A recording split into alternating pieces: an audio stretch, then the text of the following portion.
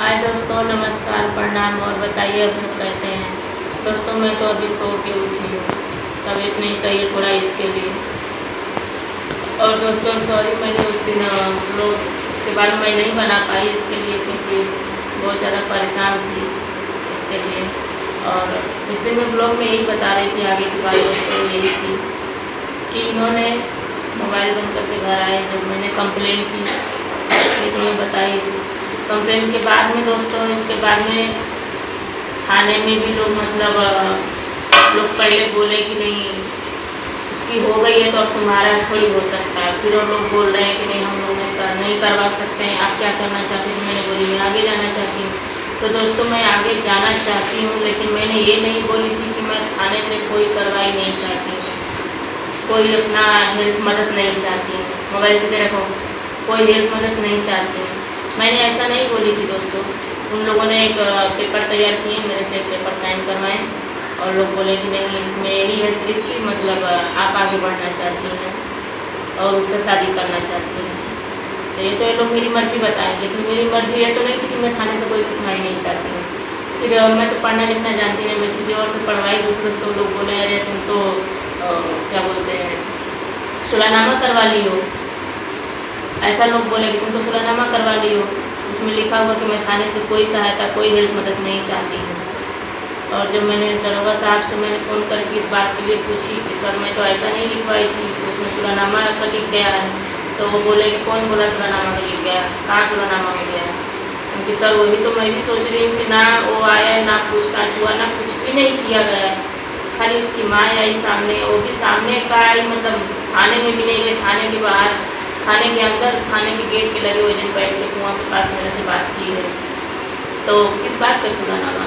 बोले कौन बोल रहा है सुलहनामा लिखा हुआ है। तो मैंने बोली सर मैंने किसी और से पढ़वाई। बोलने किसी से पढ़वाओ, सर पढ़वाई वही लोग बोल रहे हैं, अब मुझे तो आता नहीं तो मुझे समझ में क्या आएगा। वो लोग मुझे बताएं, मैं आपसे बता रही हूँ। बोले नहीं उसमें सुलहनामा नहीं लिखा गया है। अभी तो दोस्तों आगे पता चलेगा कि वो सुलहनामा है भी या नहीं होगा भी, तो इसका जिम्मेदार दरोगा साहब होंगे। इसलिए कि मैंने तो ये नहीं ली कि मुझे थाने से कोई कार्रवाई चाहिए ही नहीं। मैं तो अपनी मदद मांग रही थी, अभी भी मेरी कोई मदद तो की गई नहीं है। फिर दोस्तों मैं कप्तान साहब के ऑफिस से मैंने जाके उनके वहाँ से, तो दोस्तों इसके बाद में मैंने कप्तान साहब के ऑफिस में मैंने वहाँ पर गई थी, वहाँ से कंप्लेन की उनके यहाँ से। तो उनके यहाँ से करने के बाद में मैंने 2-4 दिन 5 दिन बाद में मेरे पास एक मोबाइल में मैसेज आया। तो वो मैसेंजर के पास मैसेज आया, तो उसको मैंने फेसबुक पे मैंने लाइव थी, तो मैंने लाइव में भी काफ़ी लोग को दिखाई उसमें। तो उन लोग को उल्टा दिखा रहा था कि कैसे, उन लोग को नहीं समझ में आ रहा था, शायद उल्टा दिख रहा था। तो उस मैसेज को दोस्तों मैंने थंबनेल में भी लगा दूँगी और ब्लॉग में भी उसको एडजस्ट कर दूँगी, आप लोग देखिएगा कि वो क्या है। लेकिन उसके बारे में मैंने वकील साहब के यहाँ मैंने मैसेज करके उनको मैंने दिखाई, पूछी उनसे, तो उन्होंने बोले कि नहीं तो अब थाने में आ चुका है कंप्लेन। तो मैंने बोली सर आप जाके थोड़ा पूछिए।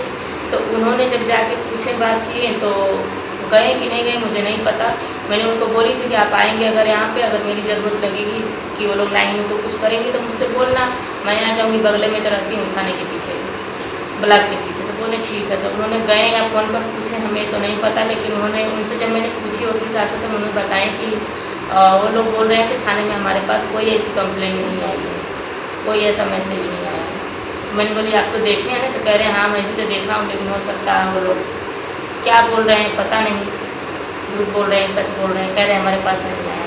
तो मैंने बोली ठीक है। तो फिर दरोगा साहब का मेरे पास नंबर था, तो मैंने दरोगा साहब के पास मैंने फ़ोन की, मैंने पूछी दरोगा साहब से कि सर ऐसा ऐसा बात हुआ है, मैंने कंप्लेन की थी जौनपुर जाके कप्तान साहब के ऑफिस से, तो ऐसा कुछ आया है क्या थाने में? तो बोले नहीं मुझे तो नहीं पता।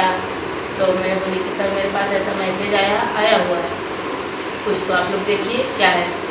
तो बोल रहे हैं कि देखो मुझे बार बार फ़ोन करके परेशान मत करो, मैं वहाँ पे थाने पे तो कोई है ही नहीं कि नहीं ये सब देखेगा करेगा। मैं भी नहीं हूँ, मैं जौनपुर ड्यूटी में हूँ इलेक्शन की वजह से, और मुझे बार बार फ़ोन करके परेशान मत करो। मैंने बोली ठीक है सर। फिर इसके बाद में मैंने बोली ठीक है सर, तो कैसे पता चलेगा? तो बोले थाने पे जाओ पता करो। उनके थाने पे जब कोई है ही नहीं, आप भी नहीं तो कौन बताएगा? तो कह रहे फिर क्या बताऊँ तब मैं, चलो ठीक है रखो, मुझे परेशान मत करो बार बार। मैं बोली ठीक है सर, ऐसे बोल के फिर मैंने फ़ोन रख दी।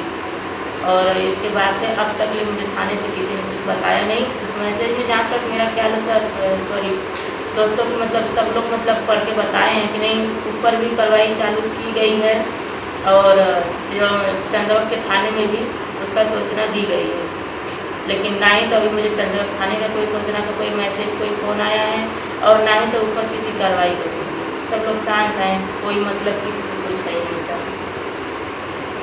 दोस्तों, कोई मतलब किसी से कुछ है ही नहीं और अभी तक कुछ भी नहीं किया गया है। उस दिन सिर्फ उसकी माँ को मंदिर पे चौराहे पे बुलाया गया बात करने के लिए, फिर थोड़ा समय लेट हो गई क्योंकि घर पे काम कर रही थी, 5 या 10 मिनट लेट हुई हो, 10 मिनट तो नहीं 5 ही मिनट मेरे ख्याल से लेट हुई हो।